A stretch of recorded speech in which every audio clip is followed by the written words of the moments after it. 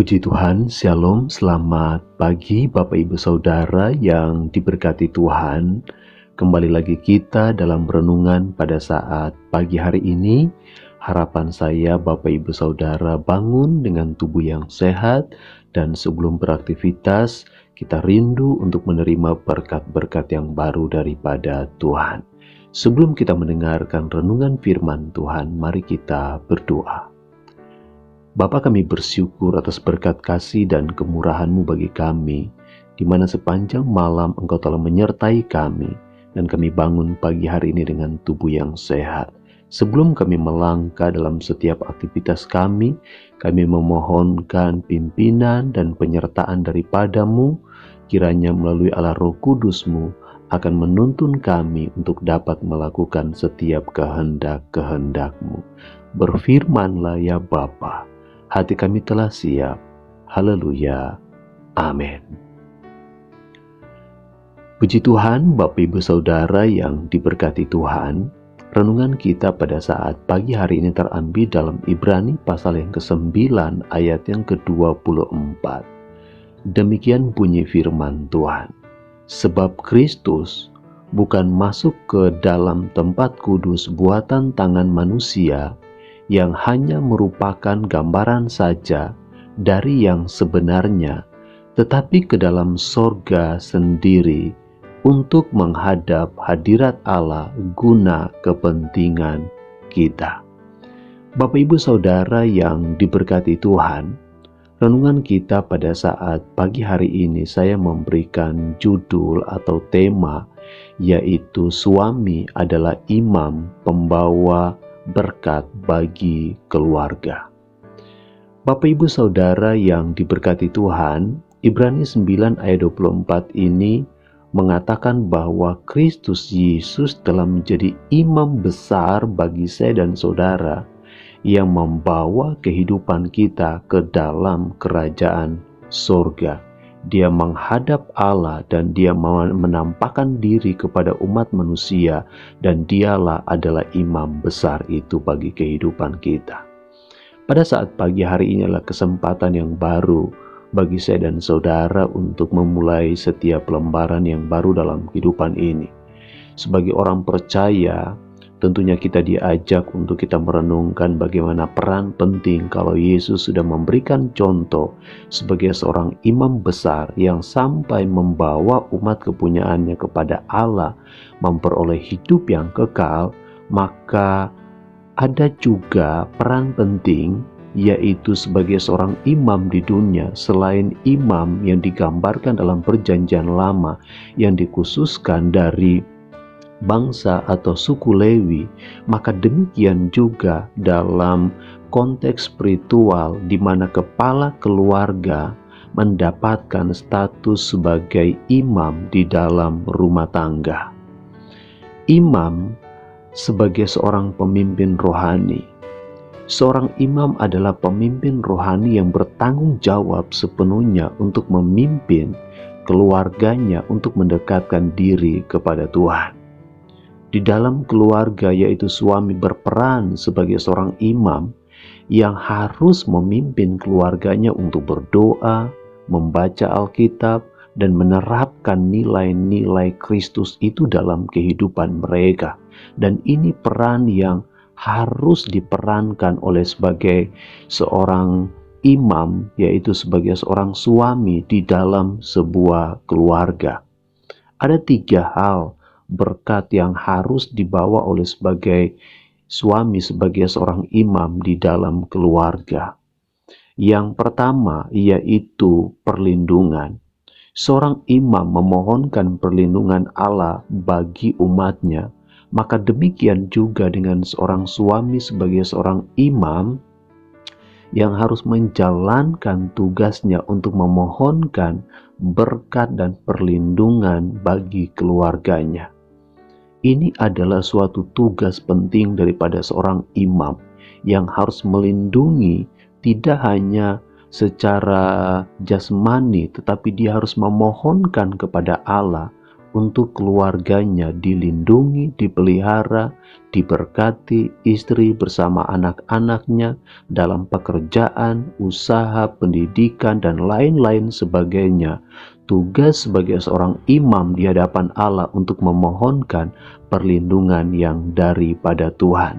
Karena tugas atau fungsi imam adalah menjadi perantara antara Allah dengan umatnya, antara umat dengan Allah, maka demikian juga dengan seorang suami menjadi perantara antara keluarganya dengan Allah Bapa di sorga.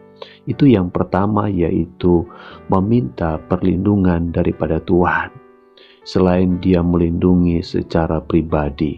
Yang kedua, yaitu bimbingan. Imam memberikan bimbingan rohani kepada umatnya, maka demikian juga dengan seorang ayah yang memiliki peran sebagai seorang pembimbing, yang akan membimbing istri, yang akan membimbing anak-anaknya, dan menuntun mereka untuk mengenal Tuhan dan menjalani kehidupan yang berkenan di hadapan Tuhan. Jadi berkat yang kedua yang harus dibawa oleh suami sebagai seorang imam di dalam keluarga adalah membimbing atau mengajar atau mengatur keluarganya untuk menjadi keluarga yang mengenal akan Allah, membimbing istri, membimbing anak-anaknya, menuntun mereka untuk mengenal Tuhan secara pribadi dan hidup sesuai dengan kehendak Allah, hidup sesuai dengan kebenaran-kebenaran firman Tuhan. Jadi bukan membimbing kepada hal-hal yang negatif, tetapi kepada hal-hal yang positif, amat lebih sesuai dengan kebenaran firman Tuhan. Berkat yang ketiga yang harus dibawa suami sebagai seorang imam di dalam keluarga adalah persekutuan. Apa yang dimaksud dengan persekutuan? Kepala keluarga atau imam menciptakan suasana persekutuan yang erat dengan Allah, di mana dia memiliki satu hubungan yang baik dengan Allah sebagai seorang imam. Maka dia juga adalah seorang ayah yang juga harus membangun hubungan yang erat dengan anggota keluarganya, menciptakan suasana yang penuh kasih dan saling mendukung satu dengan yang lainnya, membangun persekutuan dengan Allah dan membangun persekutuan di dalam keluarga, istri bersama dengan anak-anaknya. Tidak ada di sana roh pemecah belah, tidak ada di sana roh-roh yang menghancurkan keluarga itu, tetapi membangun satu persekutuan. Dan ini adalah tugas sebagai seorang suami, adalah imam di dalam keluarga. Nah, Bapak Ibu Saudara yang diberkati Tuhan, bagaimana caranya untuk menerapkan hal ini di dalam kehidupan kita setiap hari? Yang pertama, saya mau katakan bahwa luangkan waktu setiap hari untuk kita berdoa bersama dengan keluarga. Minta perlindungan, hikmat, dan berkat bagi seluruh anggota keluarga kita. Betapa pentingnya doa itu menjadi kekuatan, menjadi dasar landasan utama bagi seorang suami, seorang ayah untuk membawa keluarganya menjadi keluarga yang takut akan Tuhan dan keluarga yang diberkati oleh Tuhan. Yang kedua, yaitu pemuritan. Seorang ayah yang disebut sebagai seorang imam, maka dia wajib untuk mengajarkan anak-anaknya tentang takut akan Tuhan dan mengenal Tuhan melalui kebenaran firman Tuhan.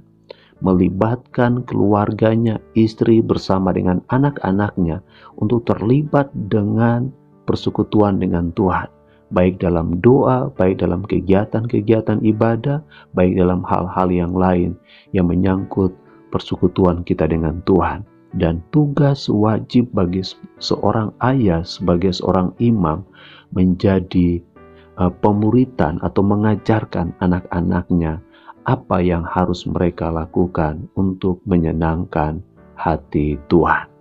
Kemudian yang ketiga, yaitu menjadi teladan.